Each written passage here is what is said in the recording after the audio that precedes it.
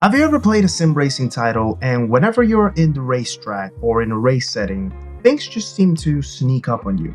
You don't really feel fully in control. You feel like you're reacting and fighting against all the different things that happen, whether that's different cars or your own car, or whenever you're hitting a corner and you don't feel like you can apply smooth inputs, and things just feel very abrupt and rushed. Well, sometimes that happens not because of your wheel, not because of your pedals, not because of your monitor, not because of the game. It happens because your eyes aren't in the right place. And in this video, I will show you how you can use your vision to unlock more pace, drive more consistently and smoothly, and also optimize your results and your lap times as well. So let's jump into a little bit of explanation of how this works.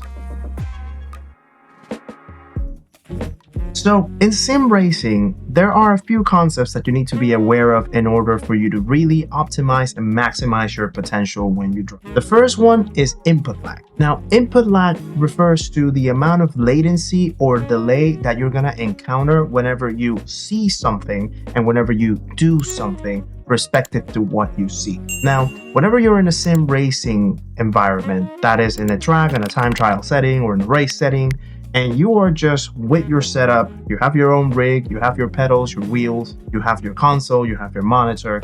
All of these things are going to include an element of latency that are going to affect your decision making and the way how you can actually fully execute your inputs.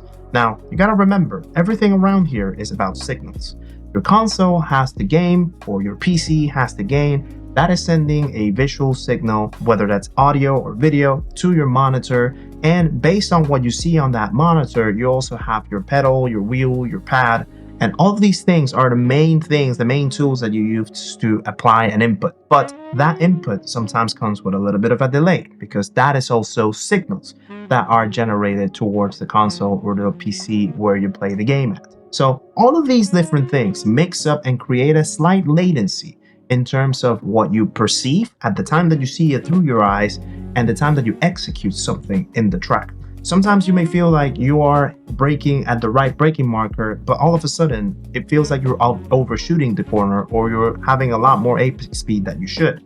Or sometimes you feel like you are taking the exit at the right time, but then it's a little bit too early and you end up putting too much throttle and running off the track on the exit. And all these things are because of the input lag. You have to be accountable and aware for the potential latency that you're going to have between what you visualize and what you do. Now, the second thing here is linked to what we're going to call in this video the invisible string. Your eyes are able to reflect and visualize a scenario right in front of you so that your brain is able to analyze and process what it needs to do in order for you to execute what you wanted to do. Now, here's where the fun part begins. Through your eyes, that signal of vision gets sent to your brain, and the brain then decides how it needs to react upon that situation, sends the brain signals to your body, that is your hands, your feet, to basically steer the car or to put the throttle down or to put the brakes on, and that way you can control what you do with the car. And wherever your eyes go, your hands, your feet, your brain, everything, your body just feels like it wants to follow it. So essentially, your eyes determine and dictate where you want to go, how you want to reach there, and what is the best way for you to adapt to that situation. If you have your eyes in the right place, you are basically already covering half of the way through it. The rest of it just depends on your smoothness with the inputs. Now, let's walk through how this looks in the track whenever you're in a time trial setting. And for this, I'm going to use my example at Red Bull Ring in Group 3 cars for this week's daily race beat. So let's jump into the track to see how this looks. Let's take turn 1 at Red Bull Ring as an example for how you perform the right vision technique in order to maximize the corner and in order to maximize a lap time overall. Whenever you're about to hit a corner, you have 3 stages in that corner that you need to focus on: corner entry, the middle of the corner or the apex, and the corner exit. Now, the thing here is that most people tend to lock themselves too much into the very next step that they need to execute, and they wait until the very last second to keep their eyes in that particular reference that they need to use in order to perform that stage. So, for example, if I'm about to hit the entry of the corner, I know that my braking point is at the 100-meter board. My mistake would be if my eyes stay all the way down to the 100-meter board until the point that the 100-meter board disappears from my screen. Because now I need to reshift my focus very quickly in order to look at the apex that I want to target, and it might cause me to react in order to reach that apex rather than to act upon it because I already know where my braking reference is. So that is the main mistake that happens whenever you are about to enter a stage of the corner. If you lock yourself too much on that specific stage, you lose yourself from the stage that comes afterwards, and then you end up reacting upon that stage. So effectively, what you really want to do is by the time that you're about to hit the entry of the corner, if you know where the reference is, you want to pinpoint and target that reference way beyond you're ever so close to it. So in this particular example, I am already trying to lock the entry of the corner from this very point right here. If you notice, I can see the 200-meter board right at the distance. I know that next to it is the 150-meter board. And I know that 2 meter boards away, there's a 100-meter board that I'm targeting for. So my eyes are already drawing itself towards that point. They're already drawing themselves towards that reference that I need to reach in order to enter the corner the way I want it to. So once I get ever so close and close and close to it, now I know that it's there. Now I know that I can visually see it. Now my eyes need to reshift. They need to focus on the next thing ahead. And the next thing ahead is the apex of the corner. My brain already processed how far away that 100-meter board is. The peripheral vision of my eyes is able to tell me when that 100-meter board is about to disappear from the screen, but the main focus on my vision is now on the apex. So by this point, I'm already looking at the yellow curve right on that apex in turn 1. And at the time that I hit the brakes, right at this very second, as you can tell, there's a little bit of brake inputs right there. My eyes are already locked on that apex. So now it's the turn of my hands, it's the turn of my left foot to trail brake enough and to steer the car over to that apex and to really follow the instructions that my eyes are trying to give it. My eyes are trying to tell it, this is where I want to go. This is where I want the car to be at this particular point in time. So hands and feet, it's now your turn to execute your inputs in order to get me there. Your brain is assessing that process and it's sending the right signals to your body in order to execute this. So by this point, my eyes are still locked into that apex because I'm not anywhere near it yet. And the car is not fully in alignment yet, but I know how I need to steer the car over so that I can open enough the corner and I can get a good exit. So at some point in this particular point in the track or in the corner, I'm about to steer into that corner, as you can tell right there. And now I've already steered the car enough so that I'm basically in a straight line towards the apex. I've achieved my mission in the apex. Now my focus needs to reshift once again, and it needs to think of the next stage. The next stage is the exit of the corner. And now I need to look at where the exit is. And basically, for the most part, a lot of exits in the corners, you're not going to be able to see them straight away. They're going to be somewhere very far away from the edges of your screen, especially if you're doing sim racing. But the moment that you're at least locking yourself to that boundary, you're at least putting the target on where you want to go and how quickly or slowly you're getting to that point. So in this case, I know that the exit of the corner is somewhere where that marshal's fence is. That is where I want to target myself. That is where I want the car to drive after I cross the apex. And from there, I can correct it because I will see the road ahead. I will see the rest of the track on the exit of the corner. So by this point, the marshal's box is a lot more visible and I'm able to see more of the track. Now I'm more confident because my eyes have already processed we're on the right path here. And now I can put 100% throttle throughout the apex of the corner or even before we get to the apex of the corner because I've already done that mental process ahead of time. I've already prepared myself to execute the inputs with the car the way how I want the car to do them. So now it's the turn of the rest of my body to put the things in place and to put the car in place in order to finish the corner as I want it to. So in this case, lower down the throttle a little bit, keep it on the track, and I've already completed one corner. And this is essentially the process that you want to follow the moment that you go through any corner, the moment that you go through any part of the track, and the moment that you know where the right racing line is. You're guiding your eyes to give instructions to your brain so that the brain can give instructions to your hands and your feet and the rest of your body in order to execute ahead of time what the car needs to do in order to get you to where you want to be. Now, you may be wondering, how is this applicable in a race setting where you have a lot more obstacles ahead of you, and you need to really avoid things or react to things that you're not even going to expect. Cars getting in your way, cars moving into corners, people diving into different gaps, or you trying to dive into different gaps. How can you adjust to this? I'll give you the trick in the next section. So this is a section of one of the earlier daily races that I did in the week. And as you can tell right from this image, there's 3 cars right in front of me. And at this moment in time, a lot of people tend to focus themselves a lot on what the cars are doing right in front of them rather than what they need to do in order to maximize their laps under that situation. There's a difference there in terms of reacting to what other people do versus you adapting to what other people. So in this particular case, as you can tell, we have all these cars going right in front, pretty much 3 wide into turn 1, which is a big no-no if you ask me. Now, so by this point, I have already made up my mind and I trained my vision to be able to tell me that those 3 cars aren't going to be able to go through the corner at the fastest speed possible. Therefore, I am going to need to slow down and prepare myself for a slower entry, but preparing myself for a better exit so that I can make the most out of the situation. As you're able to tell right now, we are moving away from this particular gargoyle cars, and we are preparing because we know that the car in front is going to brake a little bit earlier than we typically do. He has another car right in front, and I've already seen that through my eyes.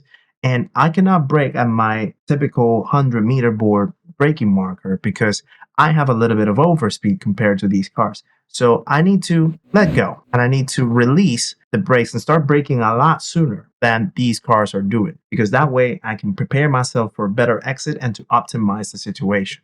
So as you can tell, there is a car on the right hand side in the middle of the track heading into the corner. That car is going to be slow. And there are 2 other cars trying to take the corner as well. One of them at least is going to meet that car in the middle throughout the corner. So now I need to prepare myself to give enough space in order to maximize the exit. And I'm already still looking at where the apex is. I'm already heading myself towards it. I'm not really looking at the cars. And it's quite a different exercise to do and quite difficult at the start, but you have to somehow imagine that the cars in front of you are kind of made of glass, or they are pretty much transparent. Now, it's not a way of saying that you have to drive through them, because obviously they are still there and you can still hit them. It's more so about trying to position yourself in a place where the cars aren't in your vision and you know that you can keep driving through without hitting anybody. And you are visualizing the moment that those cars get in your line of sight. And based on that, you can prepare your brain ahead of time so that you can react to the situation. So right here, I'm about to brake. Now, if you tell from the car behind, he actually overshot the corner and he made the exact mistake that I wanted to avoid. He went very, very hot into the entry of the corner because he didn't prepare for the early braking that was going to happen when he sees 3 cars right in front. They're going through turn 1. That is pretty much impossible to do. That all those cars are going to go at the fastest speed possible throughout that corner at the same time. So now we obviously have to account for the space of that car, but we are able to still stay ahead and we're able to still maximize the exit. And as you can tell, we have a little bit of a buildup right here, sneaking right behind this car, but now getting ourselves away from that line of sight because obviously we don't want that to block us from this point in time. Now, turn 3 is another situation where those 3 cars are still there and we still have to account for how we need to adapt to the situation. We need to prepare ahead of time and we have to visualize what can happen and prepare our inputs based on what our eyes are telling us of where we want to go and where we need to be in order to avoid an incident and in order to maximize our potential for the corner. So the same case applies. Now we have a straight line down this road. We are aware that there's a car on our side, and I'm already visualizing that because it is getting in my line of sight. I can see his front left tire sneaking on my screen. So I have to account for that, and I need to get myself on the edge of the corner. Now, this car right in front actually gets slower because of the corner exit that he has going 2 cars wide into turn 3. And the same situation applies into turn 4. Now we are on the offense here, and now we are trying to make the move happen up on that car. And we're able to execute this because we are aware that the 100-meter board is there. I've already locked it way before I even got to the corner. Basically, the moment that I'm already here in this position, I'm clearing the line of sight as much as possible out of the cars in front. That way, I'm able to visualize the references in front of me. And the moment that we're about to head into the corner, I can already spot 200-meter board from here. So I can already tell that there's the 150-meter board coming up and then the 100-meter board that I'm looking for as my braking reference. So the 150-meter board is right here on my side. I've already locked that in. And now I know that the next board that I see is the board that I need to brake on. So I'm able to do that right here because I've already cleared that off my sight and I'm already trying to apply the brakes. I have my line as it should be and I'm giving a space. That way I can now visualize the apex right in front, and that way I can align myself for a much better exit while these cars are going past, and we can actually have a good exit rotating and getting the cars out of the line of sight. And basically that's how we pretty much gain a position down this track. Now the car is still right there, but we are able to still capitalize and make a move ahead to gain that position right in this situation. So that is effectively how you need to deal with moments of long traffic and potential racing incidents that you're going to encounter. You have to position yourself in order to optimize the line of sight that you have so that you can still account for the references that you need to take.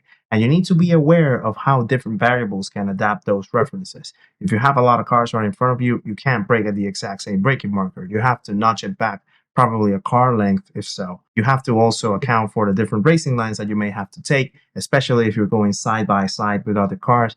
You probably won't be able to go flat out in a kink. You might have to lift a tiny bit more. But if you process that with your eyes and you're aware of the situation that you're in, you're able to adjust the inputs and be more conscious of what you need to do in order to maximize the situation that you find yourself in and to maximize the result that you can get in a race setting. Now, one thing that I typically also hear is doing time trial with a ghost. And for the most part, a lot of people talk about how am I able to really get the ghost as close as possible, but without interfering with my sight and without interfering with my performance throughout time trial. And I do have a video on my explanation on what I believe are the best settings to use the ghost in order to optimize time trial and to be able to gain extra pace and perform better lap times with the ghost as a reference. Now, you do have to build up the sense. Again, same situation with the race setting, where you do have to get the line of sight as clear as possible. Now, the key thing is that you really need to see through the ghost and not stare at the ghost throughout the lap that you're performing. You have to be able to see through it and reference the things that you really want to pinpoint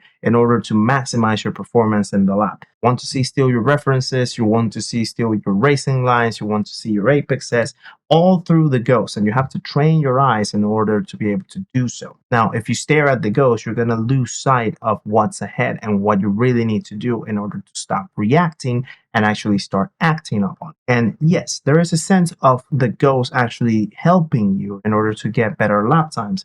And for the most part, it does seem to have a correlation that the moment that you put a ghost in, you end up having a little bit of a better lap time, if not quite a significant better lap time compared to when you do without the ghost. However, you still can use the same vision technique in order to get as close to using a ghost as possible. And I was able to demonstrate that on a very short time trial session that I did at Red Bull Ring, and I'll put both comparisons right. Right, what I'm showing you here is the time trial session that I was able to put on Tuesday, at the end of Tuesday for this week's Daily Race B at Red Bull Ring. And if you know from my previous videos, I typically tend to use the Ghost to do time trial, and this is mostly because I like the reference that it gives me. I like the guidance that it's able to give me in terms of figuring out the right racing lines, figuring out the right references, braking, accelerating markers, etc. And also just to compare myself how far or close I'm getting to the top times in the leaderboard. However, this does not mean that I always stare at the ghost the whole time. And for the most part, I always try to keep my vision on the right points to look at. And that is the references, that is the apexes, that is the exits of the corners, entries of the corner, etc. That is how I typically try to do it. I just use the ghost to optimize my time through it, trying to get a good lap for qualifying. And I'm going to be able to show you that moving forward. As you can see, my best time so far was a 0.750, 128.750. And now the exercise that I am trying to do is just to keep doing the same laps and building the consistency without the ghost this time. And my main focus in this particular moment is to keep my vision intact, to keep my eyes looking at the right places. And it does take a little while to build, obviously. If you use the ghost constantly and all of a sudden you don't have it anymore, it will take a while for you to adapt. But it also opens up room so that you actually are able to assess yourself in terms of whether you feel like the lap is going to the point as how you want it to, and so that you can find the optimal pace that you know you can manage, that you know you can hit, and try to build that consistently. Try to be able to put those laps together in a consistent manner. So right here, this is the first lap that I did without the ghost after setting that 0.750, falls under 973 at the end. And I'm gonna keep going because I still want to keep going with that consistency. You saw there that I was trying to push my limit a little bit harder that time, and I almost had a snap oversteer and the car almost let me down, but we're still improving over sector 1. Now we're getting a much better sector 2 this time because we were able to correct the exit, and this also is helped by the fact that I was paying better attention to the exit, in this case with my vision. A little bit of a letdown in turn 4, about to end sector 2, but we keep going, we keep building up the lap, we improve at the end of sector 2. Now we head into sector 3, a little bit of a correction, as you're able to tell from that last corner. But the thing is just to keep building the consistent flow and to keep practicing putting your eyes in the right places. One thing that you could do that could help you establish that routine, establish that sense of vision, is that whenever you're about to get to a corner, you shout out loud what you need to look at. So for example, before you get to the entry of the corner and you know that you're looking at your reference marker for braking, way before you get to that braking references, shout to yourself, braking, brake point, and that way your eyes are going to be locked up to that brake point. Before you hit that brake point, switch over and shout out loud apex, and then you will immediately shift your eyes from the brake point to the apex right before you even start hitting the brakes.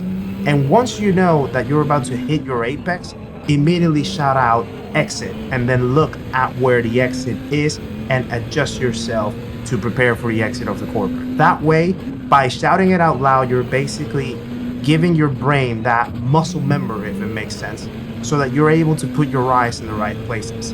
And the more I keep going with this, you can notice the improvement. That last lap was a 0.880, so we're getting closer and closer and closer to our best lap, and without any ghost. I still have the ghost there, and as you can see, I toggle it up and down, on and off, just to make sure how far away the ghost is after a particular corner. But after a good few laps, we're able to keep improving that. We're able to get closer and closer, as you can tell right there, after turn 3, pretty much right there, very, very close, without needing the guidance of the ghost itself throughout the corner. We keep going, we keep building up that consistency, we keep practicing that vision technique, and at the end of the day, what that helps you for is to build race pace as well, because you're doing it without any assistance at all, but also it allows you to find out what you need to look for, even in a race setting. Right now you're doing it with any cars around you, but even in a race setting, you'll be able to know where you need to look at, and you'll be much better prepared for race situations.